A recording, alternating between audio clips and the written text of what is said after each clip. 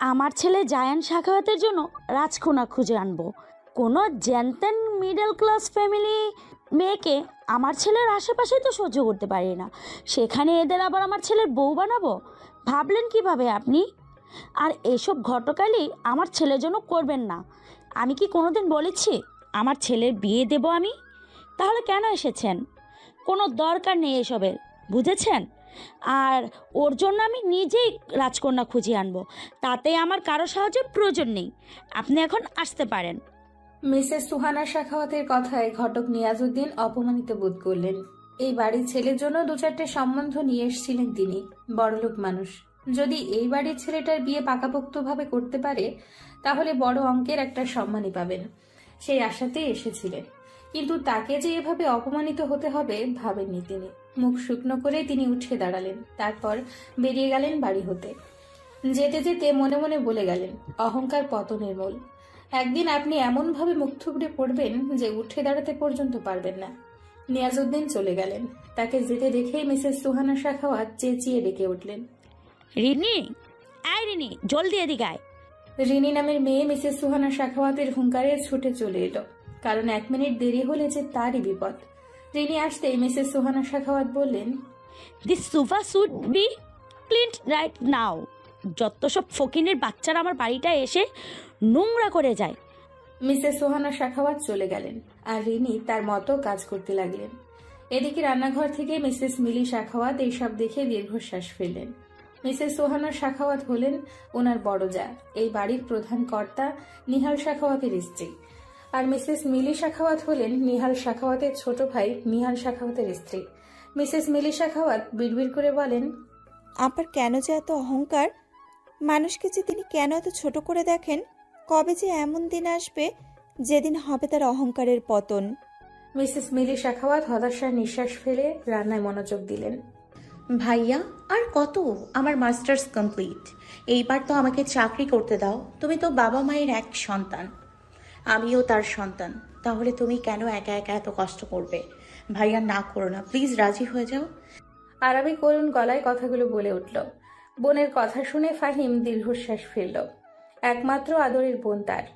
বোনের কষ্ট একদম সহ্য করতে পারে না ফাহিম, তাই তো চাইছে নিজে একা কষ্ট করতে, যাতে তার বোন বিন্দু পরিমাণ কষ্ট না পায়। কিন্তু তার বোনটা যে কি নাছোড়বান্দা তা বলে বোঝানো যাবে না। 6 মাস হলো তারা রাজশাহী থেকে ঢাকা এসছে। তার কারণও আছে বটে। তাদের বাবা জাহিদ মৃধা।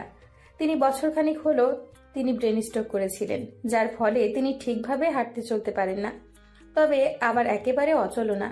কিন্তু ভেতরে ভেতরে তার অনেক রোগের বসবাস, যেমন ডায়াবেটিস, পিত্তথলিতে পাথর। এসব রোগের কারণে জাহিদ সাহেব প্রায়শই অসুস্থ থাকেন। রাজশাহীতে তিনি চিকিৎসারত ছিলেন, তবে সেখানে চিকিৎসকরা ওনাকে ঢাকার ভালো হসপিটালে ডক্টর দেখানো সাজেস্ট করেছিলেন। শুধু আরবি লেখাপড়ার কারণে আসতে পারছিলেন না ওরা। যখন আরবির মাস্টার্সের ফাইনাল এক্সাম শেষ হয় তার 2 দিন পরে ওরা ঢাকা শিফট হয়ে যায়, কারণ জিহাদ সাহেবের চিকিৎসার প্রয়োজন খুব করে। ঢাকা এসে ফাহিম ওর এক বন্ধুর সাথে যোগাযোগ করে। তার বন্ধু আর 2-1 জন মিলে একটা কোচিং সেন্টার চালায়। ফাহিমের বন্ধু ফাহিমকে সেই কোচিং সেন্টারেই চাকরি দেয়। মোটামুটি ভালো ইনকাম করে ফাহিম, কিন্তু এই ইনকামে যে টানাটানি হয়ে যায় ওদের সংসারে, কারণ অর্ধেকের বেশি টাকা জাহিদ সাহেবের চিকিৎসাতে খরচ হয়ে যায়। ঠিক এই কারণেই আরবি জোর করছে যাতে ওর ভাই ওকে একটা চাকরি করতে দেয়। এমনিতে ফাহিম মানা করতো না, দিত চাকরি করতে আরবিকে। কিন্তু ঢাকায় আসা 2 মাসের মাথায় একটা ঘটনা ঘটে যায়। ওদের পাশের বিল্ডিং এ এক ফ্যামিলি থাকে, তাদের মেয়েও নাকি চাকরি করত। পরে একদিন নাকি সেই অফিসের বস ওনার মেয়েকে রেপ করার চেষ্টা করেছিল, এমনটা জানতে পারে ওরা। ভাগ্যের জোরে একটুর জন্য বেঁচে গিয়েছিল মেয়েটা। এই ঘটনা জানার পর থেকে ফাহিমের মনে ভয় ঢুকে গেছে। হাজার হোক বড় ভাই সে, নিজের কলিজার টুকরা বোনের গায়ে সামান্য একটা শুয়ের আঁচড়ও যে সহ্য করতে পারেন না। কিন্তু আরবি যেন আজ কোমর বেঁধে নেমেছে, যে করেই হোক ফাহিমকে আজ রাজি করিয়েই ছাড়বে। আরবি ফাহিমের হাত দুটোকে নিজের হাতের মাঝে চেপে ধরল, শান্ত কণ্ঠে বলে উঠল, ভাইয়া, ভয় পেও না, কিচ্ছু হবে না আমার। আমাকে চাকরিটা করতে দাও ভাইয়া। আমি ওই কোম্পানিতেই আমি ইন্টারভিউ দিব, যে কোম্পানিতে তুমি ইন্টারভিউ দিতে বলবে। তুমি কোম্পানিগুলোর ব্যাকগ্রাউন্ড ভালোভাবে চেক করে নিও প্লিজ ভাইয়া। ফাহিম আরবির হাতের থেকে নিজের হাতটা ছাড়িয়ে নিল। তারপর আরবির মাথায় আদরে ভাবে হাত বুলিয়ে দিতে দিতে বলল, আরো তোকে আমি কখনো মানা করিনি কোনো কাজে। সবসময় বলেছি তোর যেটা পথ চায় তাই করবি। নিজের মতোই বেরোতে গিয়েও কিচ্ছু করিনি। সেখানে তোর চাকরি করার শখ অনেক আগে থেকেই। তোর স্বপ্ন এটা, তোর স্বপ্ন পুরোটাই আমি বাধা হয়ে দাঁড়িয়ে থাকতে পারবো না যে। তবে কি জানিস, আমি ভাই তো, বড় কিছু হয়ে যাবে এই বয়টা সব সময় আমাকে আত্মপিষ্ঠ জড়িয়ে রাখে। এই জন্যই রাজি হচ্ছিলাম না। তবে আর না, আল্লাহ ভরসা, কিচ্ছু হবে না তোর। আমার শরীরের শেষ বিন্দু রক্ত দিয়ে হলেও তোকে আমি রক্ষা করব। আমি নয়নের সাথে কথা বলবো রাতে। ভালো কিছু কোম্পানি সিলেক্ট করে তোকে লিস্টে দিচ্ছি, সেখানে সিভি জমা দিয়ে দিস। ফাহিমের কথা শুনে আরবি প্রাপ্তির একটা হাসি দিল, তারপর ঝটপট করে ফাহিমকে জড়িয়ে ধরল।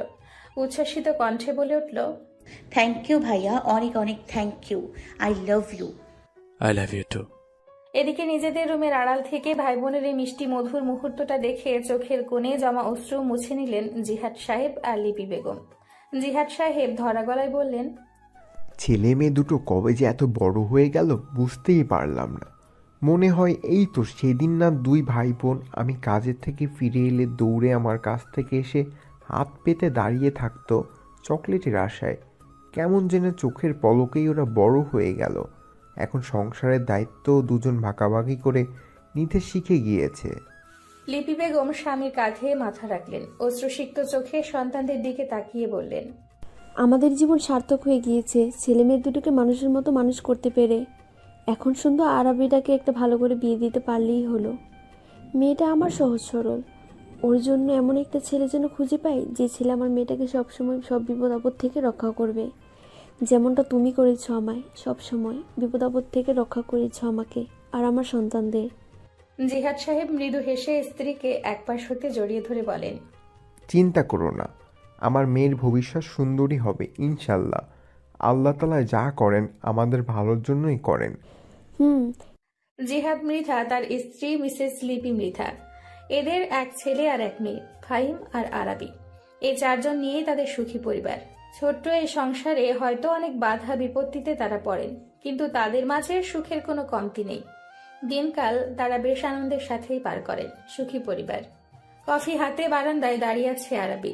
মনটা আজ ভীষণ ভালো তার। অবশেষে ফাহিম ওকে চাকরি করতে দেওয়ার জন্য রাজি হয়েছে। এইবারও যদি একটা চাকরি পায় তাহলে এই সংসারের অর্ধেক দায়িত্ব নিজের কাঁধে নিবে। ঠোঁটের কোণে মিষ্টি হাসি টেনে আকাশপানে তাকালো আরাবি। অসংখ্য তারা উঠেছে আকাশে, সাথে মস্ত বড় একটা চাঁদ। কি সুন্দর লাগছে দেখতে। মৃদুমন্দ বাতাস বইছে, সে বাতাসের সাথে কি যেন একটা নাম না জানা ফুলের সুরভি ভেসে আসছে। আরাবি চোখ বন্ধ করে নিঃশ্বাস টেনে নিল। আহ, কি সুন্দর ঘ্রাণ।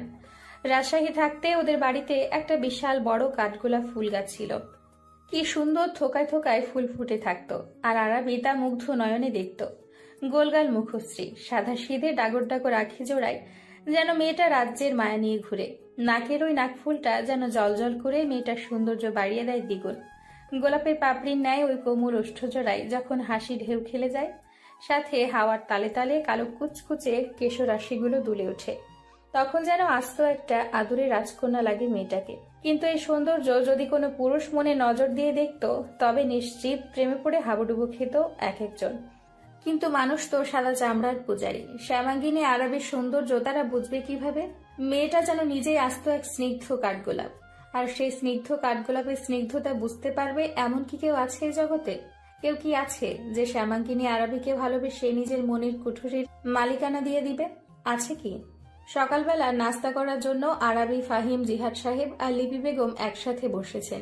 জিহাদ সাহেবের খাওয়া শেষ হতেই আরাবি তার মেডিসিনগুলো এগিয়ে দিয়ে বলে, মেডিসিনগুলো খেয়ে নাও আব্বু। মাত্র তো খাবার খেয়ে উঠলাম আম্মা, একটু পরে খাই। আরাবি শাসন করার মতো করে বলে, তুমি সবসময় এমন করো আব্বু, এত বাহানা করো কেন? চুপচাপ খেয়ে নাও, কোনো কথা শুনবো না আমি। জিহাদ সাহেব মুখ লটকিয়ে মেডিসিনগুলো খেয়ে নিলেন। তবে তা শুধু অভিনয়, তিনি প্রতিদিনই এমন করেন। আর আরাবি তাকে একটু শাসন করে, যেটা তার ভীষণ ভালো লাগে। মনে হয় এই তো তার মা তাকে দুষ্টুমি করার জন্য বকা দিচ্ছে। ফাহিমের খাওয়া শেষ, এখন সে বেরোবে। আজ কোচিং এ টেস্ট নিবে কিছু শিক্ষার্থী, তাই এত তাড়াহুড়ো করছে। খাওয়া শেষে হাত মুছতে মুছতে ফাহিম আরাবিকে ডেকে উঠল। আরাবি পানি পান করছিল। ভাইয়ের ডাকে গ্লাসটা টেবিলে রেখে জবাব দিল, হ্যাঁ ভাইয়া। আমি গতকাল নয়নের সাথে কথা বলছি। ও আমাকে কয়েকটা কোম্পানি সাজেস্ট করেছে। তো সবথেকে ভালো লাগে সাখাওয়াত ইন্ডাস্ট্রি। সেখানে ওর এক কাজিন জব করে। কাজের দিক দিয়ে একটু স্টেপ, তবে কোম্পানির মালিক নাকি মেয়েদের সম্মানের দিক দিয়ে বিশেষ খেয়াল রাখেন। তোকে ওখানে ট্রাই করতে বলছে। ও বেশি জোর দিয়েছে যদি চাকরিটা হয়ে যায় ওখানে, নয়তো বলেছে ও কাজিনকে বলে দিতে তোর খেয়াল রাখার জন্য। কি বলিস তুই? আরাবি মৃদু হেসে বলে, আমি সবগুলোতেই ট্রাই করব, দেখি কোনটায় চাকরিটা পাই। যদি সাখাওয়াত ইন্ডাস্ট্রিতে চাকরিটা হয়ে যায় তবে তো কোনো কথাই নেই। যাক, তাহলে সিভির রেডি রাখিস। আগামীকালকেই আমরা কোম্পানিগুলোতে চাকরি অ্যাপ্লাই করতে যাব। আচ্ছা। বোনের সাথে আরেকটু টুকটাক কথা বলে কাজের জন্য বেরিয়ে গেল ফাহিম। তবে মাথায় নানান চিন্তা ঘুরপাক খাচ্ছে ওর। কোচিংয়ে যা পায় তা দিয়ে আর হচ্ছে না ওদের। নিজের ছোট বোনটা কষ্ট করে কাজ করবে, এটা ভাবলে কষ্ট লাগবে। তবে ওটা ওর স্বপ্ন, তাই তার পূরণ তো অবশ্যই হতে হবে। ও নিজেও চাইছে ভালো একটা জব করার। ইন্টারভিউ দিয়েছে, তবে চাকরি হয়নি। মানে অনেক টাকা ঘুষ চায় কোম্পানিগুলো। তাই ফাহিম সিদ্ধান্ত নিয়েছে এইবার কোনো কলেজের শিক্ষক হিসেবে চাকরি নিবে।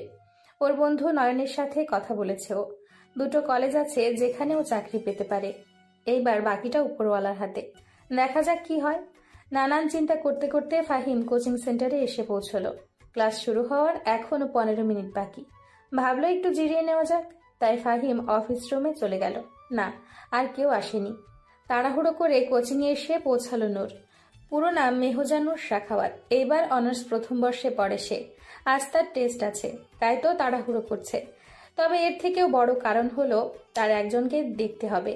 সেই মানুষটাকে চোখের দেখা একবার না দেখলে যে পুরো দিনটাই বিষাদ লাগে। যেই ভাবার সেই কাজ। নূর দ্রুত অফিস রুমের দিকে চলে গেল। গিয়ে দেখলো অফিস রুমে লাইট জ্বালানো। তার মানে লোকটা এখানেই আছে। নূর ধীরে ধীরে দরজার আড়াল হতে উকি মারল। তাকাতেই যেন ওর চোখে একরাশ মুগ্ধতা এসে ভর করল। লোকটা এত সুন্দর কেন? এই যে চেয়ারে হেলান দিয়ে চোখের ওপর হাত রেখে আছে, কি সুন্দরই না লাগছে তাকে। গ্রে রঙের টি শার্ট আর কালো ডেনিম প্যান্টে লোকটাকে মারাত্মক সুদর্শন লাগছে। এই যে একটু পরপর ঢোক গিলার সময় অ্যাডামস অ্যাপেলটা নড়ে ওঠে। নূরের খুব করে মন চাই ওখানে একটা চুমু এঁকে দিতে। নিজের ভাবনাতে নিজেই লজ্জা পেল নূর। না, এখানে আর 1 মিনিট দাঁড়ালে পাগল হয়ে যাবে। তাই দ্রুত অফিস রুম থেকে চলে আসলো। ওদের জন্য বরাদ্দকৃত রুমটাতে গিয়ে একটা বেঞ্চে বসে পড়ল। জোরে জোরে শ্বাস নিল নূর। কি করবে ও? কি করলে এই বেহায়া মনটাকে নিয়ন্ত্রণে আনতে পারবে? আর কতকাল এই দহনে জ্বলে পুড়ে ছারখার হবে? কাউকে ভালোবাসা কি পাপ? হ্যাঁ, পাপই তো। তার জন্য ভালোবাসা পাপ। ওর যে কাউকে ভালোবাসার অধিকার নেই। তবুও কিভাবে যে এই লোকটাকে নিজের অজান্তেই ভালোবেসে ফেললো জানে না নূর। যখন ওদের নয়ন স্যার এসে লোকটাকে পরিচয় করাতে নিয়ে এসেছিল, তখন এক দেখাতেই প্রেমে পড়ে গিয়েছিল লোকটার। জানতে পেরেছিল লোকটার নাম ফাহিম মৃধা। সেই থেকেই এই নামটা ওর মন আর মস্তিষ্কে এমনভাবে গেঁথে গিয়েছে যে তা মুছে ফেলার সাহসও নেই। কিন্তু এটা যে হবার নয়। সে যে চাইলেও ফাহিমকে পাবে না। তার যে হাত পা আগে থেকেই বাঁধা।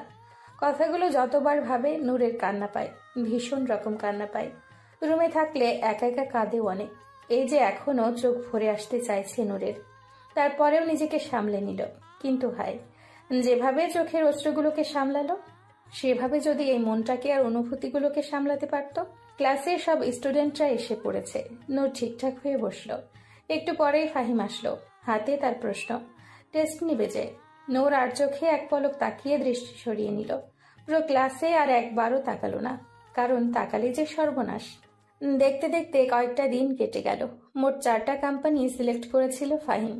সেখানে 3টাতে ইন্টারভিউ দিয়েছে আরাবি, আর আজ শেষটাতে ইন্টারভিউ দিতে যাচ্ছে আরাবি। এমনিতে গত ইন্টারভিউগুলোতে ফাহিমি নিয়ে গিয়েছিল ওকে, কিন্তু আজ আর আসতে পারেনি। ফাহিমেরও নাকি কি জানি জরুরি কাজ পড়ে গিয়েছে, তাই আরাবিকে আজ একাই বের হতে হলো। কিন্তু এই যে রাস্তার জ্যাম, এ যেন ছাড়া নামই নিচ্ছে না। ফাহিমের কথা মতো 1.5 ঘন্টা আগে বের হয়েছে আরাবি, কিন্তু এখন মনে হচ্ছে আরো আগে বের হতে হতো। যেই জ্যাম লেগেছে, আরাবি বিরক্ত হয়ে রিক্সা থেকে নেমে দাঁড়ালো। হেঁটে গেলেও আগানো যাবে, কিন্তু এভাবে এক জায়গায় বসে থাকলে কিছুই হবে না। ওদিকেও দেরি হয়ে যাচ্ছে। আরাবি রিক্সা থেকে নেমে রিক্সাওয়ালাকে ভাড়া মিটিয়ে দিল। তারপর হাঁটা ধরল নিজের গন্তব্যের দিকে। গুগল ম্যাপে আরেকবার লোকেশনটা চেক করে নিল। না, ঠিক পথেই যাচ্ছে। অনেকক্ষণ হাঁটার পর জ্যাম ছাড়িয়ে সামনে এগিয়ে গেল আরাবি। যাক, অবশেষে নিস্তার পেল এই জ্যাম থেকে। এখন আবার একটা রিক্সা বা সিএনজি ভাড়া করা লাগবে। কিন্তু না, একটা রিক্সা বা সিএনজিও খালি নেই। না পেয়ে আবারও হাঁটতে লাগলো। Damn it, I have to go to office urgently. আর এই গাড়িটাকে এখনই নষ্ট হতে হতো। বিরক্ত হয়ে বলল জায়ান। পুরো নাম সাফওয়ান জায়ান শাখাওয়াত। শাখাওয়াত ইন্ডাস্ট্রির মালিক নিহাল শাখাওয়াতের ছেলে। এদিকে জায়ানের কথা শুনে ওর ড্রাইভার দ্রুত গাড়ি থেকে বের হতে হতে বলে, জাইন বাবা, তুমি চিন্তা করো না, বেশি কিছু হয় নাই। আমি এক্ষুনি ঠিক করে নিচ্ছি, একটু অপেক্ষা করো। ঠিক আছে, জলদি করুন চাচা। ড্রাইভার চাচা বেরিয়ে যেতেই জায়ান ফোন বের করে ওর বাবাকে বিষয়টা জানিয়ে দিল। সে আসতে একটু দেরিও হতে পারে, তারা যেন ওর অপেক্ষা না করে। তারপর কিছুক্ষণ চোখ বন্ধ করে শুয়ে রইল। কিন্তু না, এভাবে আর টেকা যাচ্ছে না। এসির বাতাসেও কেমন যেন হাঁসফাঁস লাগছে জায়ানের। তাই গাড়ি থেকে বেরিয়ে গেল। আজ বেশি একটা রোদের তাপ নেই। হঠাৎ একটা দমকা হাওয়া বয়ে গেল। সেই সাথে মনে হলো ওর চোখে কোনো ময়লা গিয়েছে। জায়ান সাথে সাথে চোখে হাত দিয়ে দিল। তাকাতে পারছে না জায়ান। দ্রুত পকেট হতে রুমাল বের করলো। হালকাভাবে চোখটা রুমাল দিয়ে আলতোভাবে পরিষ্কার করে নিল। হ্যাঁ, এখন ঠিক আছে। রাস্তায় ভালোভাবে তাকালো, দেখছে কোনো গাড়ি স্পিডে আসছে কিনা। এভাবে তাকাতে নিয়ে হঠাৎ জায়ানের একটা জায়গায় চোখ আটকে গেল। সাথে মনে হলো ওর হৃৎপিণ্ডটাও কেমন জোরে জোরে বিট করছে। জায়ান বুকের বাপাসটায় হাত রাখলো। কি অদ্ভুত শব্দ হচ্ছে বুকের বাপাসটায়। আশ্চর্য, চোখের পলকটাও তো ফেলতে পারছে না। এমন কেন হচ্ছে? আগে তো এমন হয়নি। আশেপাশে শত শত মেয়েদের দেখেও, কিন্তু কোনো মেয়েকে দেখে তো এমন অদ্ভুত অনুভূতি হয়নি। এই মেয়েটাকে তো এই প্রথমবার দেখলো। তাহলে এসব অনুভূতির মানে কি? নিজের এসব অদ্ভুত কাণ্ডে নিজের ওপরেই বিরক্ত হলো জায়ান। টেনে হিচড়ে সরিয়ে আনলো চোখ জোড়া। কিন্তু বেহায়া চোখ জোড়া ওই শুভ্র জামা পরিহিত মেয়েটার দিকেই চলে যাচ্ছে। জায়ান সরে যেতে চাইল। হঠাৎ খেয়াল করলো কিছু একটা। রাস্তার অপর পাশে হলো সেই শিশু পার্ক, আর তার পাশ দিয়ে হেঁটে যাচ্ছে মেয়েটা। শিশু পার্ক আর সাধারণ মানুষ চলাফেরা করার জন্য যে রাস্তার মধ্যে লোহার বেড়িবাঁধ দেওয়া, ঠিক সেই বেড়িবাঁধের সাথে ঘেঁষেই একটা পেয়ারা গাছ। কিছু বাচ্চা সেই পেয়ারা গাছে ইটের টুকরো দিয়ে ঢিল ছুড়ছে। আর মেয়েটা আর একটু গেলেই তো ওই ইটের টুকরোগুলো মেয়েটার গায়ে এসে লাগতে পারে। জায়ানের মনটা কেমন যেন অস্থির হয়ে উঠল। ডেকে উঠল জোরে, এই মেয়ে, আর সামনে এগিয়ে যেও না। কিন্তু গাড়ির আওয়াজে কিছুই কানে শোনা যাচ্ছে না। জায়ান চরম রকম বিরক্ত হলো। মেয়েটা কি কানা নাকি? চোখে দেখে না? একটু সুযোগ পেতে জায়ান দ্রুত রাস্তার ওপাশে দৌড় লাগালো। তারপর কোনো কিছু না ভেবেই হ্যাচকা টানে মেয়েটাকে সরিয়ে দিল, যার ফলে ওই ছুঁড়ে মারা ইটের টুকরোগুলো একটা এসে লাগলো জায়ানের কপালের ঠিক বাপাশে। সাথে সাথে ব্যথায় নাকমুখ কুঁচকে নিল জায়ান, আর ব্যথাযুক্ত স্থানটা হাত দিয়ে চেপে ধরল। ফাহিম ফোন দিয়েছিল আরাবিকে বোনের ভালো মন্দ জিজ্ঞেস করার জন্য, কিন্তু ফোনে কি যেন একটা সমস্যা হলো। ফোনটা বন্ধ হয়ে গেল। এরপর কিছুতেই আর চালু হচ্ছে না। বারবার চেষ্টা করছে আরাবি, আর সাথে রাস্তায় এগিয়েও যাচ্ছে, না হলে যে দেরি হয়ে যাবে। এদিকে একটা রিক্সা বা সিএনজি পাচ্ছে না। কি এক মুসিবতে এসে পড়ল সে এদিকে মোবাইল নিয়ে দুশ্চিন্তায় মগ্ন। হঠাৎ মনে হলো কে যেন সজোরে তার হাত ধরে টান দিল। ভয় পেয়ে আরাবি মৃদু চিৎকার করে চোখ বন্ধ করে নিল। পরপর ব্যাপারটা কি হলো বোঝার জন্য চোখ খুলতেই অবাকের শেষ পর্যায়ে চলে গেল আরাবি। একটা লোক তার পাশে দাঁড়ানো, আর লোকটা হাত দিয়ে তার কপাল ধরে রেখেছে। সেই হাতের তেলো নিচ দিয়েই লাল রক্তের তরল মানে রক্ত গড়িয়ে পড়ছে, আর লোকটার চোখে মুখে স্পষ্ট বেদনার ছাপ। তবে কি লোকটা ওকে বাঁচাতে গিয়ে নিজেই আঘাত পেল? কেন করলো লোকটা এমন? কেন ওকে রক্ষা করলো? কি করবে ভেবে পাচ্ছে না আরাবি। ওর কারণে একজন মানুষ এভাবে আঘাত পেয়েছে, চিন্তা করলেই কেমন যেন বিষাদে মুখ ভার হয়ে আসে। রক্ত পড়ছে এখনো কপাল থেকে। আরাবি যে লোকটার হাতটা সরিয়ে একটু দেখবে কি অবস্থা হয়েছে তারও উপায় নেই। কোথায় এই দৈত্যের মতো লোকটা, আর কোথায় আরাবি একটা আদুরে বিড়াল ছানা? অমন জিরাফের মতো লম্বা মানুষটার মাথাটা কি আরাবি হাতে নাগালে পাবে? আরাবির শুকনো ঢোক গিলল। মেলি রিনঝিনি কণ্ঠে বলে ওঠে, এই যে শুনছেন, ওভাবে কাটা জায়গাটা চেপে ধরে রাখবেন না। একটু এদিকে আসুন, রক্ত বন্ধ করতে হবে আগে। মিষ্টি কণ্ঠস্বরটা কানে এসে লাগতেই জায়ান তাকালো আরাবির দিকে। স্থির হয়ে গেল চাহনি, যেন একটুর জন্য মেয়েটার ওপর থেকে নজর সরালে জায়ানের বড্ড ক্ষতি হয়ে যাবে। এদিকে আরাবি এদিক সেদিক তাকালো। তারপর দেখতে পেল এই শিশু পার্কের ভেতরে একটা কাঠগোলাপ গাছের পাশেই বসার জন্য বেঞ্চ আছে। আরাবি নরম স্বরে বলে ওঠে, এই যে একটু কষ্ট করে আমার সাথে ওইখানটায় চলুন। আরবি হাত দিয়ে নির্দিষ্ট জায়গাটা দেখালো, তারপর পা বাড়ালো সেদিকে যাওয়ার জন্য। জায়ানও কেমন যেন মন্ত্রমুগ্ধের মতো আরবির পিছু পিছু যাচ্ছে। কাঠগোলাপ গাছের সামনে আসতেই আরবি বলল, বেঞ্চিতে বসে পড়ুন, আমি আপনার ক্ষতস্থানটা পরিষ্কার করে ব্যান্ডেজ করে দিচ্ছি, না হলে ইনফেকশন হয়ে যাবে। জায়ান বিনা বাক্যে সেখানে বসে পড়ল। পরপর নিজের পুরুষালী গম্ভীর কণ্ঠে বলল, আপনিও বসুন। কণ্ঠস্বরের আওয়াজে আরবি খানিক কেঁপে উঠল। এত গভীর আর গাম্ভীর্যতার সাথে কাউকে কখনো কথা বলতে শোনেনি আরবি। তারপরেও নিজেকে সামলে নিয়ে বলে, আমি এখানে বসলে আপনার ব্যান্ডেজটা করতে পারবো না। কেন? নিজেকে দেখুন আপনি কত লম্বা, আমি বসলে ব্যান্ডেজ করব কিভাবে? আরবি যুক্তিসঙ্গত কথায় দমে গেল জায়ান। পরপর ওর ভ্রুজোড়া কুঁচকে আসে। ও কি একটু বেশি লম্বা হয়ে গিয়েছে? না না, তা হবে কেন, সে ঠিকই আছে। এই মেয়েটাই বেশি খাটো। ভ্রু কুঁচকে বসে রইল জায়ান। এদিকে আরবি নিজের ব্যাগ থেকে ছোট্ট একটা ফার্স্ট এইড বক্স বের করলো। এটা ওর ব্যাগে সবসময় থাকে, কখন না কখন বিপদ হয়ে যায় বলা যায় না, তখন দরকারে লেগে যাবে। এইভাবে এটা যেখানেই যায় নিজের সাথে নিয়ে যায়। এই যেমন আজ কাজে লেগে গেল। এটা এখন না থাকলে কি করতো আরবি? আশেপাশেও কিছু চেনে না যে কিছু একটা ব্যবস্থা করবে। আরবি প্রথমে ও রুমালটা পানি দিয়ে ভিজিয়ে নিল, তারপর আলতোভাবে জায়ানের ক্ষতস্থানটা পরিষ্কার করতে লাগলো। খুব সাবধানে করছে যাতে জায়ান বিন্দু মাত্র ব্যথা না পায়। ক্ষতস্থানটার রক্তগুলো পরিষ্কার করা হয়ে গেলে এবার আরবি অ্যান্টিসেপটিক সলিউশন বের করলো। তুলোর মাঝে হালকা একটু লাগিয়ে নিল, তারপর জায়ানকে উদ্দেশ্য করে বলে ওঠে, শুনুন, এটা লাগালে একটু জ্বলবে, একটু ব্যথা সহ্য করে নিয়েন। হ্যাঁ। জায়ান ফের ভ্রু কুঁচকাল। আশ্চর্য, এই মেয়ে কি তাকে 5 বছরের বাচ্চা ভাবছে নাকি যে অ্যান্টিসেপটিক সলিউশন লাগালে জ্বলবে আর সে কাঁদবে? এদিকে জায়ানের ভ্রু কুঁচকানো দেখে থতমত খেয়ে গেল আরবি। লোকটা এভাবে তাকাচ্ছে কেন? তবে কি লোকটা ওর উপর রাগ করেছে? ওর কারণেই তো লোকটার এই অবস্থা। মনটা খারাপ হয়ে গেল আরবি। বিষণ্ণ মনে খুব সাবধানে জায়ানের ক্ষতস্থানটা পরিষ্কার করতে লাগলো। আবার জলে কিনা এটা ভেবে মাঝে মাঝে ফু দিয়ে দিচ্ছে।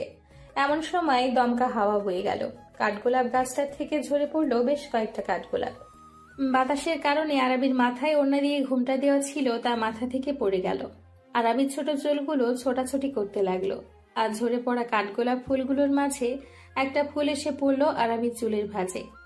আরবির সেদিকে খেয়াল নেই, সে তো ব্যস্ত জায়ানের সেবা করতে। এদিকে এমন মনোরম একটা দৃশ্য দেখতে পেয়ে জায়ান যেন স্থির হয়ে গিয়েছে, থমকে গিয়েছে ওর দৃষ্টি। মেয়েটাকে অদ্ভুত সুন্দর লাগছে, যেন ফুলের মাঝে একটি ফুল। কি আশ্চর্য! এমন অদ্ভুত সব চিন্তা ভাবনা কেন আসছে ওর মাথায়? অদ্ভুত অনুভূতি তো কোনোদিন হয়নি, তবে জায়ানের কাছে এই অনুভূতিটা চমৎকার লাগছে, ভালো লাগছে। এদিকে আরবি খুব সুন্দরভাবে জায়ানের ক্ষতস্থানটা ব্যান্ডেজ করে দিল, তারপর বলে উঠল, নিন, ব্যান্ডেজ করা শেষ। অতটা গভীর হয়নি ক্ষতটা, তবু আমি সাজেস্ট করব একবার ডক্টর দেখিয়ে নেবেন। আমি শুধু প্রাথমিকভাবে একটু চিকিৎসা দিয়েছি। আরবির কথায় ধ্যানভগ্ন হয় জায়ানের। তাকায় আরবির দিকে, ভরকে যায় আরবি। এই লোকটার চোখের মাঝে কি যেন আছে। যতবার আরবি লোকটার চোখের দিকে তাকাতে চেষ্টা করে, কিন্তু একবারও সক্ষম হয় না মেয়েটা। অদ্ভুতভাবে দেহে কাঁপন ধরে যায় ওই চোখের চাহনিতে। আরবি দ্রুত দৃষ্টি সরিয়ে নিল, নিজেকে সামলে নিয়ে ফের বলে, আপনাকে অনেক অনেক ধন্যবাদ আমাকে এত বড় একটা দুর্ঘটনা থেকে বাঁচানোর জন্য। আমি আপনার এই অবদান কোনো দিন ভুলবো না। Thank you very much. আরবির কথায় জায়ান উঠে দাঁড়ালো, গম্ভীর মুখে বলে উঠল, ইটস ওকে, তবে আগে থেকে খেয়াল রাখবেন, চোখটা আল্লাহ আশপাশ দেখার জন্য দিয়েছে, সেটা সঠিক জায়গায় কাজে লাগান। এই বলে জায়ান সামনের দিকে পা বাড়ালো। ড্রাইভার চাচা কল দিচ্ছে, ওর গাড়ি ঠিক হয়ে গেছে। জায়ান আর একবারও তাকালো না, সোজা নিজের গাড়িতে গিয়ে বসলো। এদিকে ড্রাইভার চাচা জায়ানের মাথায় ব্যান্ডেজ দেখে নানান প্রশ্ন করলো। জায়ান কোনো রকম তাকে শান্ত করলো, বিষয়টা বুঝিয়ে। এরপর অফিসের উদ্দেশ্যে রওনা হলো।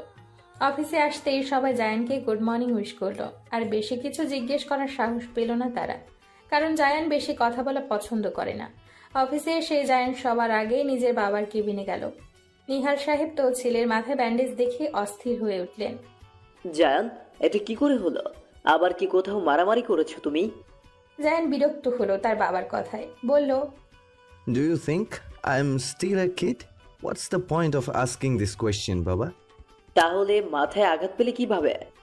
গাড়ি নষ্ট হয়ে গিয়েছিল, যেখানে নষ্ট হয়ে গিয়েছিল ওখানে পার্ক ছিল, আর সেখানে বাচ্চারা একটা পেয়ারা গাছে ঢিল ছুঁড়ছিল, যা ভুলবশত আমার মাথায় এসে লেগে যায়। That's it. অল্প একটু কেটেছে, ডোন্ট বি স্যাড। কিন্তু বাবার মন এত সহজে কি মানে? মনে মনে ঠিকই চিন্তা করছেন তিনি। চিন্তার সুরে তিনি বলেন, আমি তো যেমন তেমন, তোমার মা এই আঘাত দেখলে পাগল হয়ে যাবে। জায়ান টেবিল থেকে একটা ফাইল নিয়ে চেক করছিল। নিহার সাহেবের কথা শুনে উত্তর দেয়, I can handle her, don't worry. একটু থেমে আবার বলে, ইন্টারভিউ কে নিচ্ছে? ইফতি নিচ্ছে, সাথে ম্যানেজার সুলেমান আছে। তুমি গিয়ে একবার চেক করো গিয়ে। আফটার অল এমপ্লয়িটা তোমার জন্য সিলেক্ট করা হবে, তোমার পিএ হিসেবে। জায়ান চোখ উল্টিয়ে ফেলল, কণ্ঠে তার স্পষ্ট বিরক্তি। এটা কি কোনো দরকার আছে? আগেও একবার এমন করেছো। Damn that girl. এখনো মনে পড়লে রাগে আমার মাথাটা গরম হয়ে যায়। এইবার কোনো মেয়েকে আমার পিএ বানাবে না বাবা।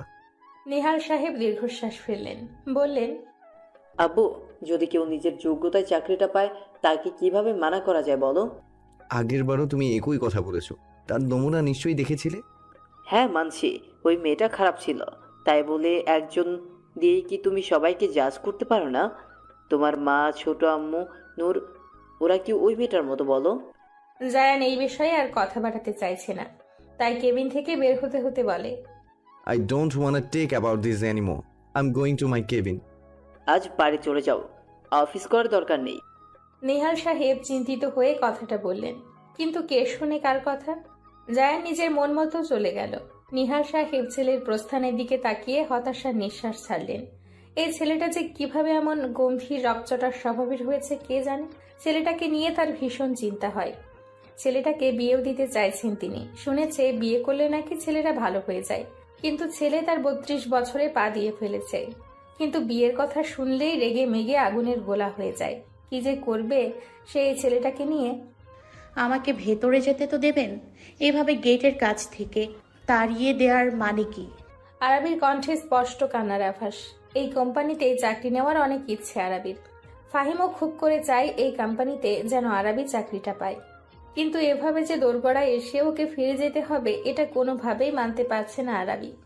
এদিকে আরাবির এত আকতি মিনতি শুনেও দারোয়ান একটুও গলল না, বরঞ্চ নিজ কথায় অটল থেকে বলল, দেখেন আফামনি, ম্যানেজার সাহেব কইছে ইন্টারভিউ নেওয়া শেষ, আর কাউকে ভেতরে দায়িত্ব দেওয়া যাইব না। তার কথা না মানলে যে আমার চাকরি থাকবো না। আরাবি কি করবে ভেবে পাচ্ছে না। এইভাবে যে এত দেরি হয়ে যাবে ভাবতে পারেনি আরাবি, কিন্তু উপায় তো ছিল না কোনো। একটা লোক তার জন্য আঘাত পেয়েছে, আর সে কিভাবে পারত লোকটাকে ওই অবস্থায় ফেলে আসতে? এতটা নিষ্ঠুর আরাবি না যে নিজের লাভের জন্য সে অন্যের এভাবে ক্ষতি করবে। আরাবি নিজেকে সামলালো, এভাবে ভেঙে পড়লে হবে না। শেষবারের মতো চেষ্টা করবে সে, তাই শান্ত কণ্ঠে বলে, চাচা, একবার ম্যানেজার স্যারকে ডেকে দিন না প্লিজ, আমি একটু ওনার সাথে কথা বলেই চলে যাব। দারোয়ানের বুঝি এবার একটু মায়া হলো। আচ্ছা দাঁড়াও, ওনারা ডাকতেছে। দারোয়ান টেলিফোনের মাধ্যমে ম্যানেজারের সাথে কথা বলল।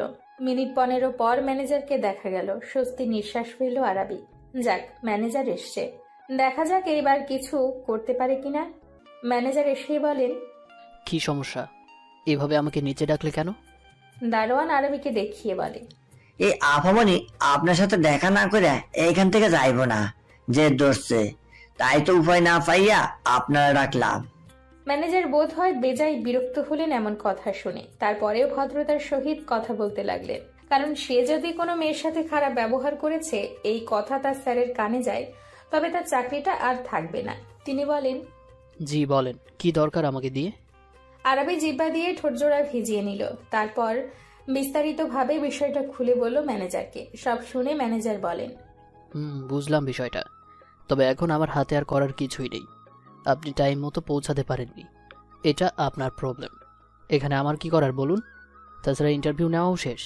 স্যারা তো ওখানে নির্ধারণও করে ফেলেছেন মনে হয় কাকে সিলেক্ট করবেন। আপনি আসতে পারেন এখন। ম্যানেজারটা আর 1 মিনিটও দাঁড়ালো না, হনহন করে চলে গেল।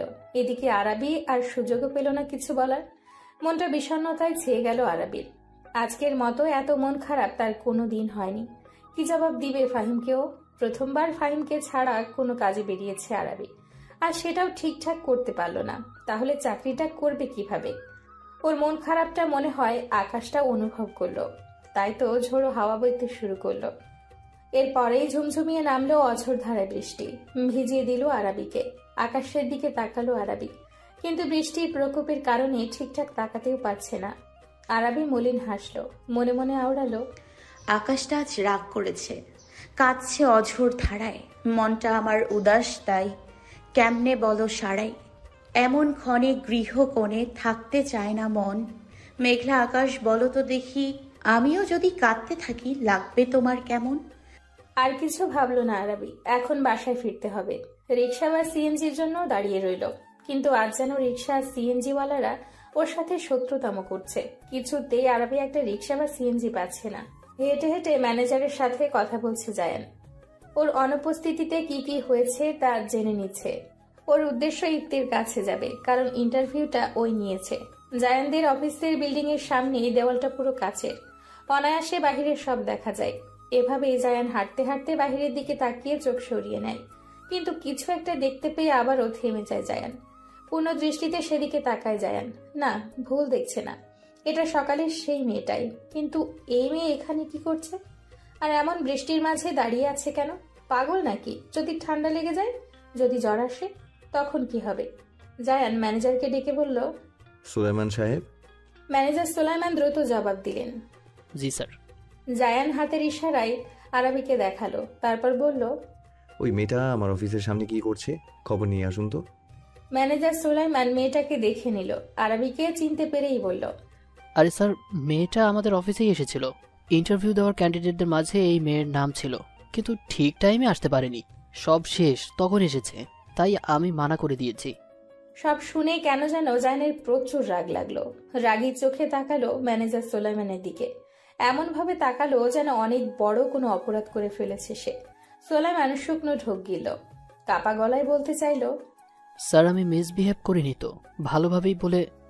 আর বলতে পারল না সে, তার আগে জায়ান তাকে থামিয়ে দিল। Don't say a word, just shut your mouth. তারপর আবার বাহিরে আরাবির দিকে তাকালো, দেখলো আরাবি একটা সিএনজি দাঁড় করিয়েছে। এরপর সে সিএনজিটায় উঠে বসতেই তার চোখের পলকেই চলে গেল। জায়ান এইটুকু দৃশ্য দেখে দাঁতে দাঁত চেপে বলল, manager Sulaiman, I want complete details of that girl. That work should be done quickly. Otherwise, it will be bad for you. কথাগুলো বলেই রাগে গটগট পায়ে চলে গেল জায়ান, আর ভয়ে সিটিয়ে দাঁড়িয়ে রইল ম্যানেজার সুলাইমান। মুষলধারে বৃষ্টি হচ্ছে, ভিজিয়ে দিচ্ছে প্রকৃতি। ঝোড়ো হাওয়ার প্রকোপে গাছপালাগুলো নড়ে চড়ে উঠছে ভয়ঙ্কর ভাবে। এক কাপ কফি হাতে বারান্দায় দাঁড়িয়ে আরাবি, সে ঝড় বৃষ্টির এই তাণ্ডব লীলা দেখতে ব্যস্ত। হাতের কফি তার সেই কখন ঠান্ডা হয়ে গিয়েছে। বৃষ্টির পানি ছিটিয়ে ছিটিয়ে সে ভিজিয়ে দিয়েছে আরাবিকে অনেকখানি। তবে সেদিকে বেশি ভ্রুক্ষেপ নেই মেয়েটার, কারণ মন খারাপের মেঘের সে জমেছে আরাবির মনে। কোনো কিছুই যে ওর আর ভালো লাগছে না। কত আশা নিয়ে বেরিয়েছিল বাড়ি থেকে আজ, কিন্তু হলো কি? ওকে ফিরে আসতে হলো খালি হাতে। ইন্টারভিউ তো দিবে দূরের কথা, অফিসে ঢুকতেই দিল না। এখন ফাহিম আসলে কি জবাব দিবে ও? আর বাকি কোম্পানিগুলোতেও যদি চাকরি না পায়, তাহলে কি হবে? তবে কি সংসারের জন্য কিছুই করতে পারবে না আরাবি? ফাহিমকে কি একাই এই সংসারের জন্য সব করতে হবে? কিন্তু এটা তো আরাবি কিছুতেই হতে দিতে পারে না। চাকরি না হলে নেই, ও টিউশন করাবে, দরকার পড়লে ভাইয়াকে বলবে। ও যে কোচিং সেন্টারে পড়ায় সেখানে ওকে স্টুডেন্ট পড়ানোর সুযোগ করে দিতে। তারপরেও এইভাবে হাত গুটিয়ে বসে থাকবে না আরাবি। ফাহিমের সাথে সমান তালে এই সংসারের জন্য খাটবেও। আরাবির চিন্তার মাঝে ফাহিমের কণ্ঠস্বর শোনা যায়। সে চিল্লিয়ে সবাইকে ডাকছে। আরাবির স্বাভাবিক হলো, বারান্দা দিয়ে ঠান্ডা কফিটুকু ফেলে দিল। তারপর আয়নায় নিজেকে একবার দেখে নিল। না, তাকে হাসি খুশি থাকতে হবে, কারণ ওর মন খারাপ যে কেউ সহ্য করতে পারে না। আরাবি বসার ঘরে চলে এলো, গিয়ে দেখে ফাহিম বাবা আর মাকে রসগোল্লা খাওয়াচ্ছে। বিষয়টা বুঝলো না আরাবি, বলতে চাইলো, ভাইয়া কি হয়েছে? তুমি? আরাবি কথা সম্পূর্ণ করতে পারলো না, তার আগে ফাহিম আরাবির মুখে একটা রসগোল্লা ঠুসে দিল। আরাবি চোখ বড় বড় করে ফেলল। ওর ভাই যে এমন একটা কাণ্ড করবে ভাবতে পারেনি আরাবি। এদিকে ফাহিম, জিহাদ সাহেব, লিপি বেগম আরাবিকে দেখে হেসে কুটি কুটি। আরাবি রসগোল্লাটা দ্রুত চিবিয়ে গিলে ফেলল, তারপর বলল, ভাইয়া আমাকে কথাটা তো সম্পূর্ণ করতে দেবে। আর এই রসগোল্লা এগুলো কিসের জন্য? আর বাবাকে তুমি মিষ্টি খাওয়াচ্ছ কেন? তার সমস্যা হয় বোঝো না? ফাহিম রসগোল্লার হাড়িতে টেবিলে রাখলো, হাসি হাসি মুখে এসে একপাশ থেকে আরাবিকে জড়িয়ে ধরে বলল, একটা রসগোল্লা খেলে কিছু হবে না। আর এই রসগোল্লা এনেছি কারণ আমি তোলামার কলেজে শিক্ষকতার চাকরি পেয়ে গিয়েছি। আগামী সপ্তাহে জানি। এত বড় একটা খুশির খবর শুনে আরাবি খুশিতে চিৎকার করে উঠল। তারপর শক্ত করে জড়িয়ে ধরল ফাহিমকে। মেয়েটার চোখে পানি চলে এসছে। ফাহিমও আরাবিকে জড়িয়ে ধরে স্নেহের সাথে মাথায় হাত বুলিয়ে দিল। কিছুক্ষণ বাদে আরাবিকে সরিয়ে দেখে ও চোখে পানি। ফাহিম মৃদু হাসল। সে জানে তার বোনটা অনেক ইমোশনাল। ফাহিম যত্ন সহকারে বোনের চোখের পানি মুছে দিল। বলল, পাগলি, কাঁদছিস কেন? আরাবি হেসে বলে, এত বড় একটা খুশির খবর শুনে চোখে পানি চলে এসছে। বোকা একটা। ফাহিম আরাবির মাথায় আস্তে করে একটা টোকা মারল। তারপর কিছু একটা মনে পড়তেই আরবিকে প্রশ্ন করে, সাকট ইন্ডাস্ট্রিতে আজ ইন্টারভিউ কেমন হলো আরো? এই প্রশ্নটারই ভয় পাচ্ছিল আরাবি। এখন কিভাবে জবাব দিবে আরাবি? আরাবি শুকনো ঢোক গিলল। আমতা আমতা করে বলে উঠল, আসলে ভাইয়া, আজ রাস্তায় এত জ্যাম ছিল, তোমাকে বলে বোঝাতে পারবো না। 1.5 ঘন্টা আগে বেরিয়েছি তোমার কথা মতো, কিন্তু ঢাকা শহরে যে এত জ্যাম হয় জানা ছিল না। আমি যখন সেখানে পৌঁছালাম তখন অলরেডি ইন্টারভিউ নেওয়া শেষ হয়ে গিয়েছিল। বলতে বলতে মনটার বিষণ্ণতায় ছেয়ে গেল আরাবি। আর মাঝখানে ওই দুর্ঘটনা আর ওই লোকটার কথা এড়িয়ে গেল আরাবি। কারণ এটা বললে বাবা মা ফাহিম সবাই চিন্তা করবে ওর জন্য। তাই না বলাই ভালো মনে করলো আরাবি। ফাহিম আলতো হেসে আরাবির মাথায় আদরে হাত বুলিয়ে দিতে দিতে বলে, থাক, এইসব নিয়ে আর মন খারাপ কথা হবে না তোর। একটাতে ইন্টারভিউ দিতে পারিসনি তো কি হয়েছে? বাকিগুলো তো ঠিকঠাক হয়েছে, সব কিছু চিন্তা করিস না। ব্যাস, এই একটা কথাই শোনার অপেক্ষায় ছিল আরাবি। মন থেকে সব দুশ্চিন্তা আর মন খারাপের রেশ এক নিমিষেই গায়েব হয়ে গেল। আনন্দে ভরে উঠল মন। আসলেই তো এখন মন খারাপ করে থাকা একদম চলবে না। ওর ভাই চাকরি পেয়েছে, এখন তো পরিবারের সাথে আনন্দ করার সময়। এসব ভেবে মিষ্টি করে হাসলো আরাবি। সমস্যা কি তোর? আমার কথা কি কানে যায় না তোর? আমার যে এক কথা বারবার রিপিট করা ভালো লাগে না, সেটা কি তুই জানিস না? দাঁতে দাঁত চেপে নূরকে ধমকে উঠলেন মিসেস সুহানা শাখাওয়াত। নূর হলো জায়ানের ছোট বোন। মিসেস সুহানা শাখাওয়াত ফের বলেন, আহাত ফোন করলে সাথে সাথে ওর ফোন রিসিভ করবি। কতবার এই কথা তোকে বলতে হবে আমায়? নূর কান্নারত কণ্ঠে বলে, আহাদের সাথে কথা বলতে ভালো লাগে না আমার আম্মু।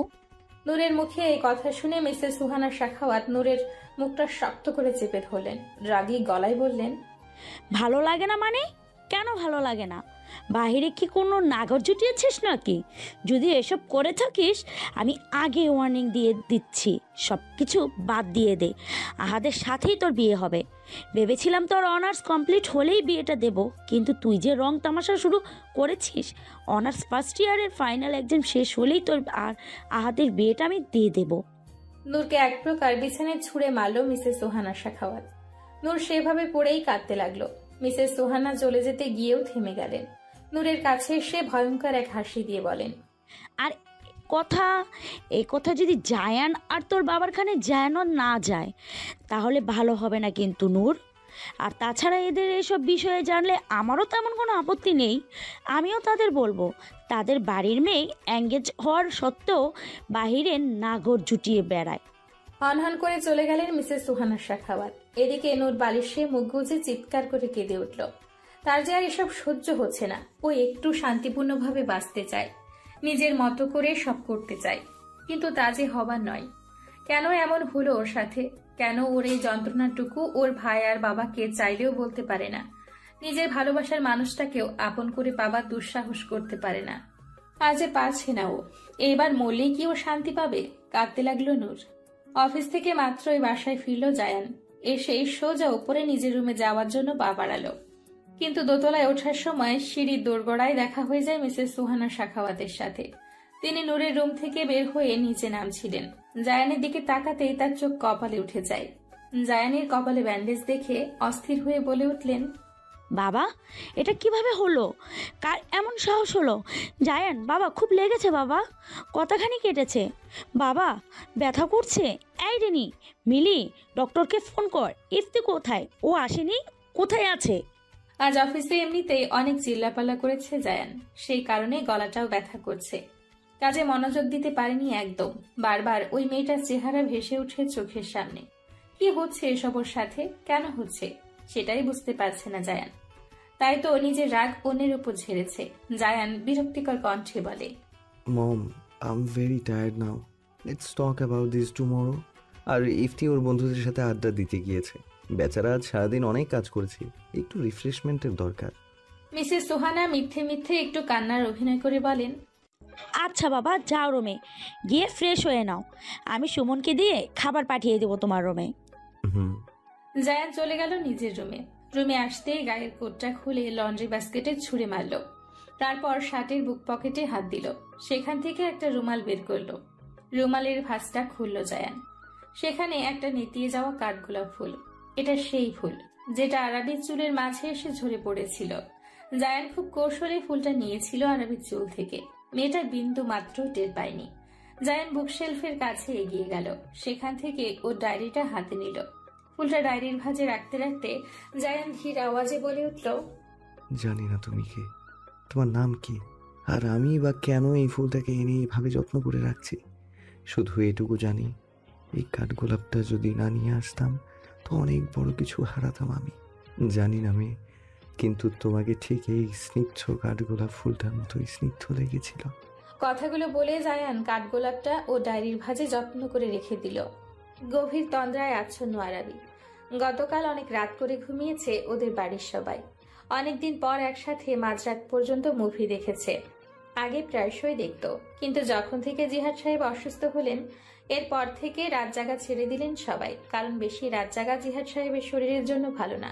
তাই বাড়ির কেউই আর বেশি রাত পর্যন্ত জেগে থাকতো না। গতকাল রাতে অনেকদিন পর এভাবে আনন্দময় মুহূর্ত কাটাতে পেরে আরাবি যেন খুশির সীমানা ছিল না। প্রায় রাত ৩টার দিকে ঘুমিয়েছে। ফের আবার ফজরের নামাজ আদায় করে আবারও ঘুমিয়েছে। এখন বাজে সকাল 7টা বেজে 47 মিনিট। এমন সময় আরাবির ঘর কাঁপিয়ে বেজে উঠল ওর মোবাইল ফোন। আকস্মাৎ এমন হওয়ায় ভয় লাফ দিয়ে উঠে আরাবি। চোখে এখনো রাজ্যের ঘুম ওর, কিন্তু হঠাৎ এভাবে ফোনটা বেজে ওঠায় যেন মেয়েটার আত্মা লাফিয়ে উঠেছে। ফোনটা একবার বেজে বন্ধ হয়ে পুনরায় আবার বেজে উঠল। নিজেকে সামলে নিয়ে আরাবি এইবার ফোনটা হাতে নিল। দেখে আননোন নাম্বার। প্রথমে ভাবলো রিসিভ করবে না, পরক্ষণে আবার চিন্তা করলো যদি দরকারি কোনো কল হয়। সেটা ভেবেই আরাবি ফোনটা রিসিভ করলো। ঘুম জড়ানো ভাঙা গলার আওয়াজে বলে উঠল, আসসালামু আলাইকুম, কে বলছেন? ওপাশ হতে নীরবতা, কেউ কথা বলছে না। আরাবি ভ্রু কুঁচকাল। আশ্চর্য, ফোন দিয়ে কথা বলছে না কেন? ঠিক 1.5 মিনিট খানিক পর গভীর নিঃশ্বাস ফেলার আওয়াজ শোনা গেল। সেই সাথে ভরাট কণ্ঠের একটা আওয়াজ ভেসে আসলো। অমন ভরাট কণ্ঠের আওয়াজে আরাবির বুকটা ধক করে উঠল। আওয়াজটা কেমন যেন চেনা চেনা লাগছে, আবার ঠিক চিনে উঠতেও পারছে না। এর উপর সকাল সকাল এমন একটা কথায় আরাবি ঠিক কি রিয়াকশন দিবে জানে না। একে তো অচেনা একজন তাকে ফোন করেছে, আবার বলে কিনা তার অফিসে চাকরি করতে হলে এত সকাল অবধি ঘুমানো যাবে না। আচ্ছা, বাজে কয়টা এখন? আরাবি দেয়াল ঘড়িতে তাকালো। ধরা যায় 8টা বেজে গিয়েছে। হঠাৎ খেয়াল হলো আরাবির, লোকটা চাকরির কথা বলেছে। তার মানে কি কোনো কোম্পানি থেকে ফোন এসছে? ও কি চাকরিটা পেয়েছে?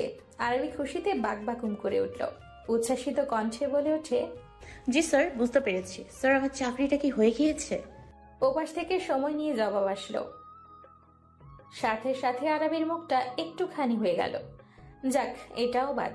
আর মাত্র 2টো কোম্পানি আছে। ওই দুটোর মাঝে একটির মধ্যেও যদি চাকরি না পায় তখন কি হবে? সকাল সকাল আরাবির মনটা খারাপ হয়ে গেল। তবে সেটা বেশিক্ষণ টিকলো না, যখন ওপাশে লোকটা বলল, যদি চাকরিটা করতে চান তবে আগামীকাল ঠিক 9টা বাজে সাখাওয়াত ইন্ডাস্ট্রিতে যেন আপনাকে দেখতে পাই। আগামীকাল আপনার ইন্টারভিউ নেওয়া হবে। আশা করি আগের বারের মতো আর লেট করবেন না। You should be there at exactly 9 o'clock tomorrow. কথাগুলো বলার সাথে সাথে ফোনটা কেটে গেল। এদিকে আরাবি ফোনটা এখনো কানে লাগিয়ে বসে আছে। আকস্মাৎ ওর সাথে কি হলো ব্যাপারটা বুঝতে পারছে না মেয়েটা। যখন বিষয়টা পুরোপুরি মাথায় ঢুকলো, আরাবি ফোনটা কান থেকে নামিয়ে চওড়া একটা হাসি দিল। ঠোঁট জুড়ে মন মাতানো স্নিগ্ধ হাসি। কাজ করতে করতে হাঁফিয়ে উঠেছে ইফতি। পুরো নাম ইমতিয়াজ ইফতি শাখাওয়াত। মিহান শাখাওয়াত এবং মিসেস মিলি শাখাওয়াতের একমাত্র ছেলে ইফতি। বাবা মায়ের একমাত্র সন্তান হওয়ায় বেশ আদরের সে তাদের কাছে। এই যে তার মা তাকে এই নিয়ে কতগুলো ফোন করে ফেলেছে, বারবার বলছে খাবার খেয়ে নিতে, কিন্তু ইফতি খাবার সময়টা পাবে কোথায়? মাত্রই তো কমাস হলে অফিসে জয়েন করেছে সে। বাবা, বড় আব্বু আর বড় ভাই যেভাবে অফিস সামলায় সেভাবেও পারে না। তাই তো এইভাবে একাধারে কাজ করে যাচ্ছে ছেলেটা। ওর বাবা, ওর বড় আব্বু আরো জায়ান ভাই যেভাবে অফিসের সব কাজ অনায়াসে সামলে নেয়, ঠিক সেরকম বানাতে চাইছে নিজেকে। অবশ্য কেউ ওকে এটা করার জন্য প্রেশার দেয় না, ও নিজ ইচ্ছেতেই করে। কিন্তু আজ কেন যেন আর ভালো লাগছে না কাজ করতে। না, এভাবে বসে থাকলে হবে না। এখন ওর মুড ভালো করতে হবে, আর মুড ভালো করার একটাই উপায়, আর তা হলো মিস আলিফা। ইপ্তি দুষ্টু হাসি দিল, তারপর বেরিয়ে গেল নিজ কেবিন থেকে। সোজা চলে গেল আলিফার ডেস্কে। মাত্রই লাঞ্চ করেছে আলিফা। পুরো নাম আলিফা দেওয়ান, আতিক দেওয়ান এবং মিসেস সামিনা দেওয়ানের ছোট সন্তান। ওরা 2 বোন। এদিকে মাত্রই লাঞ্চ করেছে আলিফা, ভাবলো একটু জিরিয়ে নিয়ে আবার কাজ করবে। কিন্তু ওর ভাবনায় 1 বালতি জল ঢালতে এসে হাজির হলো ইপ্তি। এসে গলা খাকারি দিল। আলিফা চমকে তাকালো। পরক্ষণে ইপ্তিকে দেখে নাক মুখ কুচকে ফেললো। এই বদমাইশ লোকটা আবার এসছে ওকে জ্বালাতে। যবে থেকে এই বজ্জাত লোকটা অফিসে জয়েন করেছে তবে থেকে ওকে জ্বালিয়ে মারছে, এক দণ্ড শান্তিতে থাকতে দেয় না। এদিকে ইফতি বেশ ভাবসাব নিল, বলে উঠল, মিস আলিফা, তুমি আমাকে দেখে এভাবে নাক মুখ কুচকালে কেন? বসকে দেখে কি কেউ এমন ব্যবহার করে? আলিফা নিজের মুখভঙ্গি ঠিকঠাক করলো অনেক কষ্টে, কিন্তু ভেতরে ভেতরে ইফতিকে গালিগালাজ করে ওকে ঝাঁঝরা করে দিচ্ছে। আলিফা ঠোঁটে জোরপূর্বক হাসি টেনে বলল, না স্যার, কি বলছেন? আমি কখন নাক মুখ কুচকালাম? তার মানে তুমি বলছো আমি মিথ্যে বলছি? না স্যার, তা কখন বললাম? ভুলে যেও না মেয়ে, আমি তোমার বস আর তুমি আমার পিএ। এখন যাও, সুন্দর করে আমার জন্য 1 কাপ কফি বানিয়ে নিয়ে আসো। আলিফা ধরাম করে উঠে দাঁড়ালো। কোথায় ভাবলো একটু বিশ্রাম নিবে, আর কোথায় এখন এই ছাগলটার জন্য কফি বানাতে যাবে। জেগে আলিফা ধুমধাম করে চলে গেল কফি বানানোর জন্য। সাথে ইফতির বকাঝকা করা কিন্তু 1 মিনিটের জন্য কমেনি। এদিকে আলিফা যেতেই ইফতি হাসতে লাগলো। হ্যাঁ, এখন অনেক ভালো লাগছে। মেয়েটাকে বিরক্ত করতে ওর ভালোই লাগে। সে জানে আলিফা এতে অনেক রেগে যায়, আর ও চায়ও এটা যে আলিফা রাগুক, কারণ রাগলে যে মেয়েটাকে সুন্দর লাগে, আর ওই রাগত মুখশ্রী দেখতে ইফতির ভালো লাগে। যখন অফিসে প্রথম আসে ইফতি, তখন প্রথম দিনই লিফটে প্রবেশ করার সময় ধাক্কা খায় আলিফার সাথে। আলিফা তখন জানতো না যে ইফতি এই অফিসের মালিকের ভাইপো। ইফতি আর আলিফার মাঝে তুমুল ঝগড়া লেগে যায়, কেউ কারো থেকে কম না একদম। পরে বাধ্য হয়ে নিহার সাহেব নিজে এসে ওদের ঝগড়া থামায়। নিহার সাহেব ইফতিকে সরি বলতে বলেন, আর ইফতি তো নিজের বড় আব্বুর কথা ফেলতে পারে না, তাই আলিফাকে সরি বলে দেয়। কিন্তু আলিফা তো এদিকে শকড। ইফতি যে নিহার সাহেবের ভাইপো এটা জানার পর যেন বেচারি 440 ভোল্টের ঝটকা খেয়েছিল। ভেবেছিল আজ হয়তো ওর চাকরি শেষ, কিন্তু না, তেমনটা হয়নি। কিন্তু আবার এর থেকেও কম বাজে হয়নি। ইফতি এর পরদিন ওর বড় আব্বুকে বলে আলিফাকে নিজের পিএ হিসেবে নিয়োগ দেয়, যাতে ওই দিনে ঝগড়ার প্রতিশোধ নিতে পারে। প্রথম প্রথম বেজায় বিরক্ত করেছে আলিফাকে, জ্বালিয়েছে অনেক। কিন্তু এভাবে যেতে যেতে যে কবে ইফতির মনে আলিফার মনে অনুভূতির সৃষ্টি হয়ে যায় নিজেই বুঝতে পারে না ইফতি। আর যখন বুঝলো তখন আর কি করার, নিজ মনের ওপর তো আর কারো জোর নেই, তাই না? সেই থেকেই ইফতি আলিফার সাথে আঠার মতো লেগে থাকে, আর ওকে বিরক্ত করে। আর মেয়েটার রেগে আলু হয়ে ওকে বকাঝকা করতেই থাকে। নিজ অফিস রুমে এদিক ওদিক পায়চারি করছে জায়ান। কি যে হলো ওর, ও নিজেই বুঝতে পারছে না। নিজের ওপরেই বেজায় রাগ উঠছে। কাজে একদম মন লাগাতে পারছে না ও। গতকাল থেকে ওর মন মস্তিষ্কে শুধু ওই মেয়েটাই ভেসে বেড়াচ্ছে। এক দণ্ড কাজ করে শান্তি পাচ্ছে না। কাজে গাফিলতি একদম পছন্দ না জায়ানের। আর আজ সকালে মেয়েটার ওই ঘুম জড়ানো কণ্ঠস্বরটা যখন শুনল, তখন যেন নিজের হৃদস্পন্দনটাই থেমে গিয়েছিল, শরীরের লোম দাঁড়িয়ে গিয়েছিল। কি যেন একটা প্রখর অনুভূতি একদম আষ্ঠে পৃষ্ঠে জড়িয়ে ধরে রেখেছে জায়ানকে। কেন এসব হচ্ছে, এই প্রশ্নটার উত্তর কিছুতেই মেলাতে পারছে না ও। তাই তো নিজের এই অদ্ভুত কাণ্ডে রাগে সব ধ্বংস করে দিতে ইচ্ছে করছে।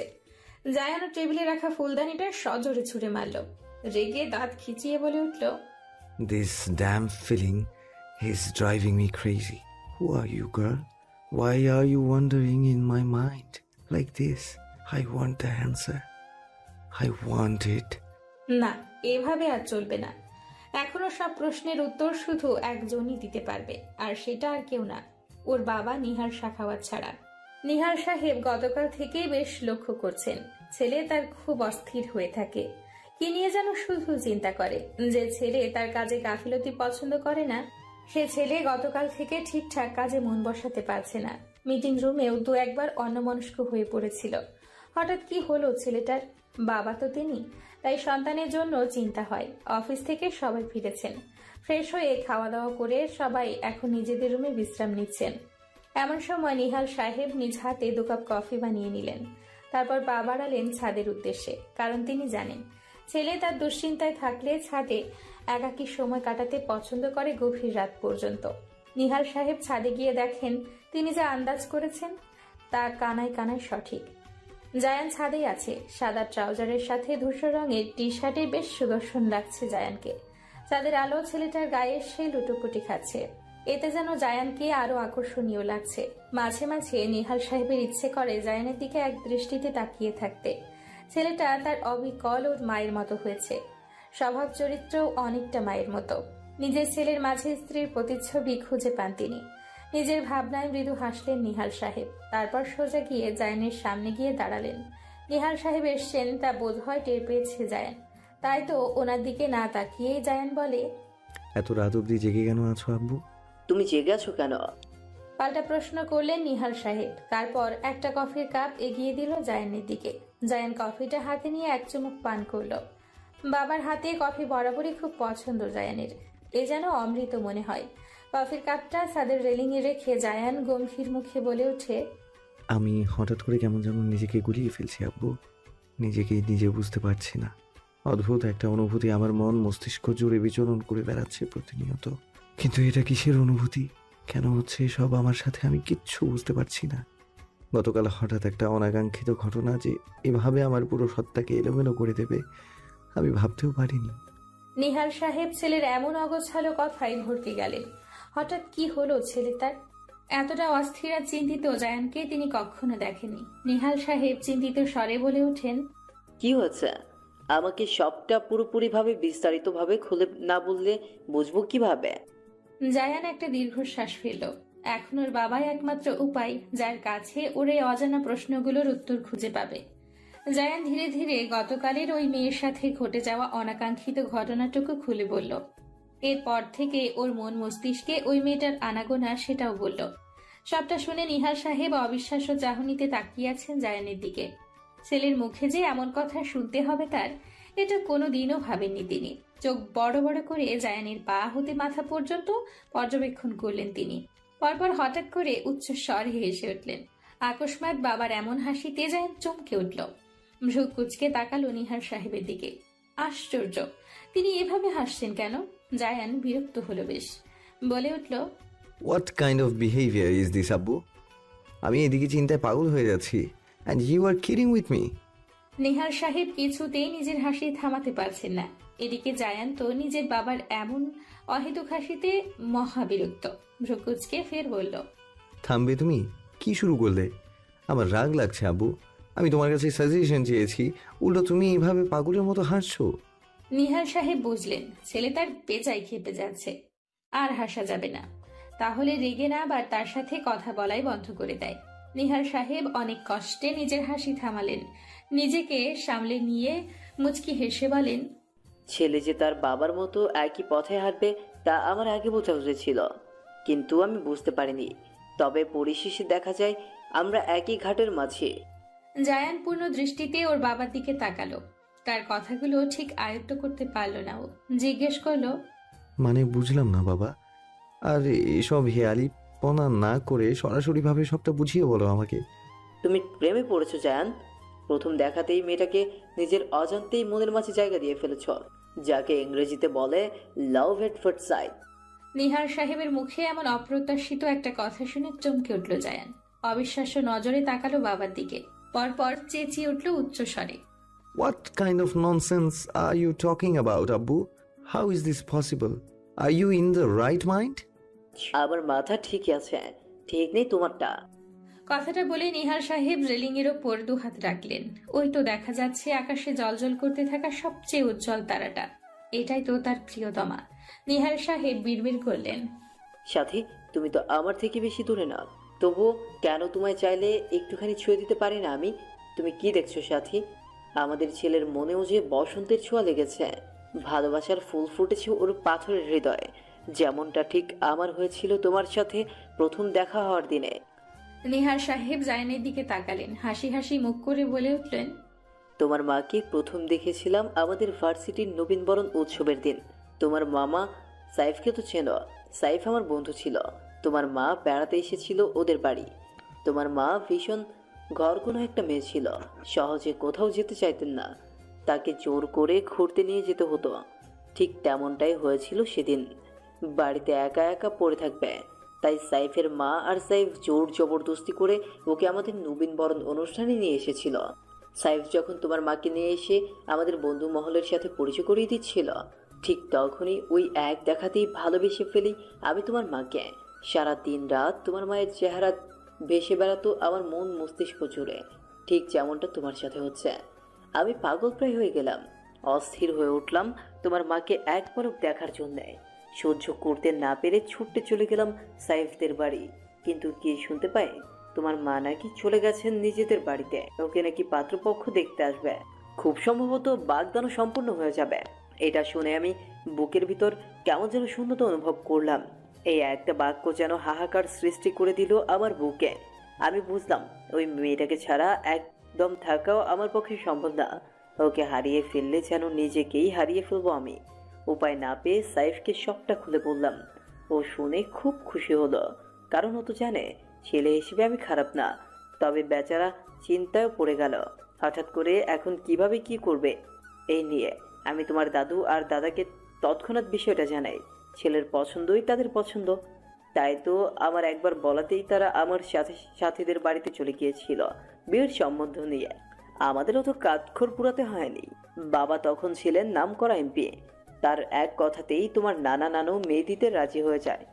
ব্যাস, এর পরের সপ্তাহেই তোমার মাকে নিজের বউ করে নিয়ে আসে। বিশ্বাস করো, নিজের ভালোবাসার মানুষটিকে নিজের করে পাওয়ার মাঝে যেই সুখ নিহিত আছে তার জগতের আর কোনো কিছুর মধ্যে নেই। ওই সুখ যে অনেক মূল্যবান, প্রিয় মানুষের সান্নিধ্য ছাড়া তা অনুভব করা অসম্ভব। এক নাগাড়ে কথাগুলো বলে থামলেন তিনি। তারপর জায়ানের কাছে এসে ওর কাঁধে হাত রেখে মোলায়েম স্বরে বলেন, বাবা ছেলের সম্পর্ক নাকি বন্ধুদের মতো, তাই সেই হিসেবেই একটা সাজেশন দিচ্ছে। নিজের অনুভূতিটাকে সাদরে গ্রহণ করো, হারিয়ে যেতে দিও না নিজের ভালোবাসাকে। কারণ যা একবার হারিয়ে যায় তা হাজার যোগ সাধনা করলেও ফিরে পাওয়া যায় না। তাই সময় থাকতে নিজের ভালোবাসার মানুষটিকে নিজের করে নাও। আমি তো তাকে যত্ন করে নিজের কাছে আগলে রাখতে পারিনি, তবে আমি চাই না আমার ছেলের সাথেও একই ঘটনা ঘটুক। সময় থাকতে মেয়েটাকে নিজের ভালোবাসা জানিয়ে দাও, যত্ন সহকারে আগলে রাখো নিজের কাছে। একবার চোখ বন্ধ করে মন থেকে ভেবে দেখো, হৃদয়ের অসীমতার মাঝে কোনো ব্যক্তিকে সুন্দরভাবে খুঁজে পাওয়ার নামই ভালোবাসা। আর হ্যাঁ, কেউ তোমার সাপোর্টে থাকুক বা না থাকুক, আমি তোমার বাবা সর্বদা তোমার পাশে আছি। এখন রুমে যাও, আমিও যাচ্ছি, অনেক রাত হয়েছে, কাল অফিসে জরুরি মিটিং আছে, আসি তবে। নিহার সাহেব চলে গেলেন। এদিকে জায়ান স্তব্ধ হয়ে দাঁড়িয়ে আছে। তবে কি ও সত্যি ওই মেয়েটাকে ভালোবেসে ফেলেছে? এক দেখাতে কি কাউকে ভালোবাসা যায়? যায় তো। এই মাত্রই তো ওর বাবা নিজে ভালোবাসার কথাগুলো বলে গেল। সবার মতে ওর মতো গম্ভীর রক্তটা মানুষটাও প্রেমে পড়ল, তাও এমন বাজেভাবেই বলল যে এখন আর সেখান থেকে উঠে আসার জো নেই। জায়ান চোখ বন্ধ করলো। ভেসে উঠল আরবি স্নিগ্ধ কোমল মুখশ্রী, এলোমেলো চুল, মাথায় কাঠগোলাপ ফুলের তৈরি ক্রাউন, হাতে এক মুঠো কাঠগোলাপ, যার দিকে তাকিয়ে আছে ওই মায়াবী চোখের চাহনিতে। ঠোঁট জুড়ে তার প্রশান্তিময় হাসি। আজ তো এক মায়ের রাজ্য যেন মেয়েটা। অমন মেয়েকে কি কেউ হাতছাড়া করতে চায়? কে করবে? জায়ান কোনোদিন না। আবার মেয়েটাকে ভালোবাসে সে। হ্যাঁ, ভালোবাসে সে ওই মেয়েটাকে। বাবা আজ ওকে না বোঝালে ও এত সহজে এই অনুভূতিগুলোকে বুঝতেই পারতো না বোধহয় কোনোদিন। জায়ান বিড়বিড় করলো, থ্যাঙ্কস আবু, তুমি জানো না তুমি আমাকে ঠিক কি দিয়ে দিলে আজ। You are the best father in the world. I love you আব্বু। পরপর বাঁকা হাসলো জায়ান, বিড়বিড় করলো, মিস আরবি মৃধা, আমাকে প্রেম নদে এভাবে ভাসিয়ে দিলে, কিন্তু আমি তো একা ভাসবো না, প্রেম নদে তোমায় সাথে নিয়ে ভেসে বেড়াবো। Get ready for that. আজ বেশ সকাল সকাল ঘুম থেকে উঠেছে আরবি, তাড়াহুড়ো করছে বেশ। মেয়ের এমন তাড়াহুড়ো দেখে লিপি বেগম বলে উঠলে, এত হুড়োহুড়ি করিস না তো আরও। সেদিন না হয় জ্যাম লেগেছিল আর বৃষ্টি ছিল, আজ কিছু হবে না। তুই একটু ধীরে সুস্থে নাস্তাটা করে নে তো। আরাবি দৌড়ে এলো ডাইনিং রুমে, এসে ডাইনিং টেবিলে বসলো। এরপর দুটো পরোটা খেলো দুধ চা দিয়ে, তাও আবার ইচ্ছে মতো চিনি দেওয়া চা। ওর খাওয়ার মাঝে ফাহিম আসলো। আজ ফাহিমি নিয়ে যাবে বোনকে। আরাবি খেতে দেখে নাক মুখ কুচকালো, বলল, তোর এই খাওয়া দেখলে আমার মেজাজ খারাপ হয়। এর মধ্যেই খায় দুধ চা, তাও আবার এতগুলো চিনি দিয়ে। সকাল সকাল এসব খাওয়া কি শরীরের জন্য ভালো? আরাবি ভেঙচি কাটলো ফাহিমকে, তারপর বলল, তুমি তোমার ওই ঘাস পাতা আর কি যেন আছে ওইগুলো তুমি খাও, আমি এগুলাই খাবো। এসব খেয়ে কি কোনো লাভ হয়? নিজের শরীরের দিকে একবার তাকা, মনে তো হয় বাতাসের সাথে উড়ে যাবে। আরাবি আর কিছুই বলল না, মুখ ফুলিয়ে রাখলো। ফাহিম নিজের নাস্তা রেখে উঠে দাঁড়ালো। জিহাদ সাহেব এখনো ওঠেননি। তার শরীরটা গতকাল রাতে একটু খারাপ হয়ে গিয়েছিল, তাই তিনি এখনো ঘুমোচ্ছেন। ফাহিমকে উঠতে দেখে আরাবিও উঠে চলে গেল রুমে। তারপর ঝটপট একটা কালো রঙের সালোয়ার স্যুট পরে নিল। চুলগুলো সুন্দরভাবে আঁচড়ে বেনি করে নিল ঢিলাঢালা ভাবে। তারপর ওড়না দিয়ে সুন্দরভাবে মাথায় কাপড় দিয়ে নিল। হালকা একটু সানস্ক্রিন দিয়ে নিল, চোখে কাজল দিল আর ঠোঁটে লিপস্টিক দিয়ে নিল। এর মাঝেই ফাহিমের ডাক এসে পড়ল। আরাবি আয়নায় নিজেকে আর একবার দেখে নিয়ে তারপর ছুটে চলে গেল। লিবি বেগমকে বলে তারপর জিহাদ সাহেবের কাছে গিয়ে ওনাকে একবার দেখে নিল। এরপর ঝটপট বাহিরে এসে ফাহিমের বাইকের পেছনে উঠে বসল। মাঝপথে এসে জ্যামে আটকে পড়ল তারা। তবে ভাগ্য ভালো, সেদিনের মতো এত সময় ধরে জ্যাম ছিল না। আধা ঘন্টার মাঝেই জ্যাম ছেড়ে দিল। তারপর খুব দ্রুতই ওরা কাঙ্ক্ষিত স্থানে এসে পৌঁছে গেল। আরাবি বাইক থেকে নামতেই ফাহিম বলল,